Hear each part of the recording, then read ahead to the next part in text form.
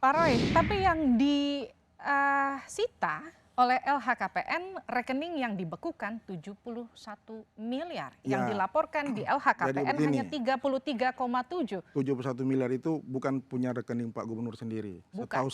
setahu saya. Rekening Pak Gubernur itu yang paling banyak besar itu sekarang itu ya, yang ada real ini, yang dibekukan 2 miliar di BCA. Itu murni punya Bapak. Punya Bapak. Yang lain 1 miliar.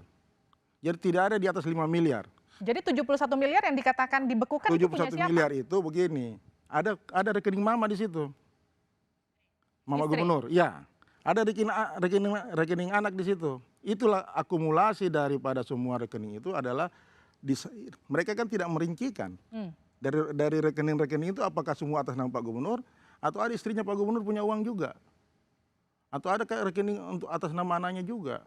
Sehingga menurut saya kalau Pak Gubernur punya uang, pertama, dia sudah memerintah begitu lama. Yang kedua, di Papua ada kebiasaan tidak menyimpan uang di bank. Yang ketiga, Pak Gubernur juga punya tambang emas di Mamit dan fotonya segera dan dokumennya segera dibawa ke Jakarta untuk nanti diberitahukan kepada KPK.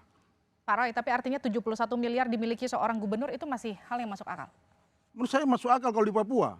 Kalau di Papua? Masuk akal kalau di Papua. Dan dia bukan baru kali ini ya, dia sudah memerintah 20 tahun di Papua. Wakil gubernur, wakil bupati, wakil gubernur 2 periode. tambang emas dilaporkan di LHKPN sebagai salah satu sumber pemasukan seorang gubernur? Itu kan tambang tradisional kan, yang Pak Gubernur kemarin katakan proses perusahaannya itu sedang diurus, tapi secara real tambang itu berjalan untuk rakyat. Tambang itu berjalan untuk rakyat, Ya. tapi kan menimbulkan atau menghasilkan pundi-pundi uang untuk gubernur. Iya, menghasilkan. Pasti ada setoran. Dia kepala suku. Kok tambang saya punya. Sebenarnya kalau dilaporkan ini nggak jadi pertanyaan, dari mana uang 71 miliar rupiah?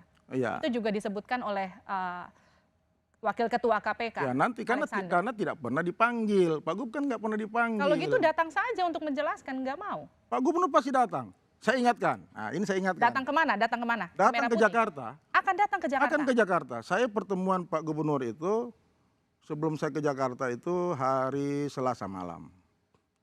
Ketika ada panggilan ini. Tapi waktu itu ada dokter pribadinya beliau namanya Dokter Mote. Waktu dia dengar Pak Gubernur ada panggilan, dia bilang saya datang. Saya menjelaskan itu. Saya menjelaskan itu. Ya, saya menjelaskan itu. Tapi Pak, waktu itu tekanan darah Pak Gubernur 195/130. Beliau ini sudah 4 kali stroke. Jadi rekomendasi dokter Mote mengatakan Bapak tunggu dulu. Kita lihat perkembangannya. Karena jangan sampai ada apa-apa Bapak itu lebih berbahaya lagi. Jadi kita nanti tunggu sampai dengan hari Sabtu Minggu. Bagaimana perkembangan daripada kesehatan Bapak Gubernur. Saya juga lagi tunggu informasi dari Dokter Mote. Bagaimana ini Bapak? Jadi artinya kalau Bapak sehat, Bapak akan datang? Bapak akan datang. Bapak tidak takut. Bapak sudah sampaikan. Roy sampaikan sama mereka. Itu Bapak yang tidak kita takut. tunggu. Kalau memang tidak takut, Bapak tidak datang takut. dan jawab. Nah, sekarang Bapak sakit. Ini kan persoalan Bapak sakit nih. Ada 2 kendala. Bapak sakit dan masyarakat. Ya kan? Sekarang kita kan mau dengar klarifikasi dari Pak Gubernur. Kemarin pembicaraan saya dengan Pak Guntur, Direktur Penyidikan. Ini saya harus sampaikan. Supaya ini clear di masyarakat. Ketika saya bertemu dengan Pak Guntur di Makobrimob, Pak Guntur katakan begini sama saya. Pak Roy, Pak Gubernur mau diperiksa di sini boleh? Di Jakarta boleh. Pak Roy tolong telepon saya kalau Bapak sudah sehat. Di sini tuh di mana? Maksudnya di Papua atau di Jakarta. Itu pembicaraan saya dengan Pak Guntur. Saya bilang, oke Pak Guntur, kita ikuti dulu bagaimana saran dokter. Jadi Pak Gubernur tidak takut. Jangan sampai dibangun framing bahwa Pak Gubernur takut. Karena Pak Gubernur merasa bahwa saya tidak pernah korupsi, saya tidak pernah urus proyek. Kemarin kan pemeriksaan pertama itu diundangnya di Papua, betul di Papua, ya? Di Makobrimob. Kenapa tidak datang? Kan dia mau berangkat. Surat izinnya tanggal 12. Mulai 12 untuk izin berobat. Dia mau berangkat. Kan izinnya 12 mulai. KPK mau berangkat berobat, bukan mau berangkat diperiksa. Iya, mau berangkat berobat, bukan diperiksa. Mau berangkat berobat. Jadi dia bilang, Pak Roy, kau sampaikan sama mereka, saya mau berangkat. Saya bilang tidak bisa Bapak. Bapak tidak boleh berangkat. Saya ini yang pengacara hukum, penasihat hukum ini bisa melarang Gubernur Papua berangkat. Bapak Gubernur minta maaf, saya tidak rekomendasikan Bapak karena Bapak ada panggilan KPK.